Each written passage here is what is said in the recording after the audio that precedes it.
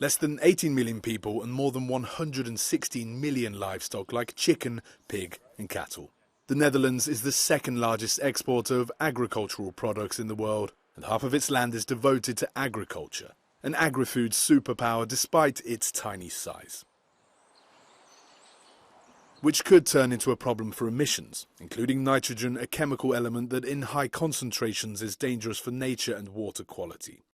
Almost all human activities produce it, but in the Netherlands, agriculture is the biggest culprit, responsible for 50% of all nitrogen emissions.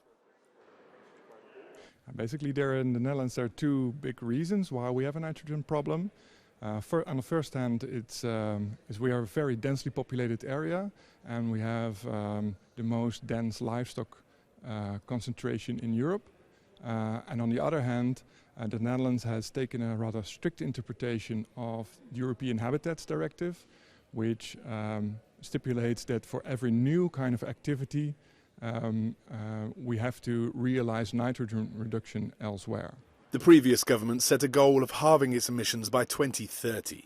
For this, farmers are required to reduce their nitrogen footprint or sell their properties to the Dutch state, which put in place a voluntary buyout scheme with a budget of €8 billion. But for now, it's not been very popular, explains Jan-Arie Kurivar, who owns 115 cows on his 90-hectare property in South Holland. He produces 100 million litres of milk per year in an almost 100% organic way, and he believes the government should focus more on boosting innovation rather than reducing the size of farms. But a lot of farmers are worried because it's not clear for them what they need to do on their farm to meet the demands of the government.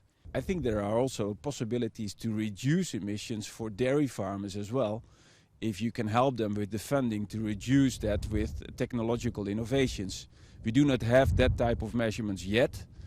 And the other thing would be that the government helps to make your farm more extensive. So to help, for instance, with the availability of land. But the issue has turned controversial ahead of the country's elections next week. While farmers are pushing back against the current provisions, some parties and environmental associations want even more. They're asking for mandatory buyouts instead of voluntary ones, halving emissions by 2030 and stricter targets on livestock reduction.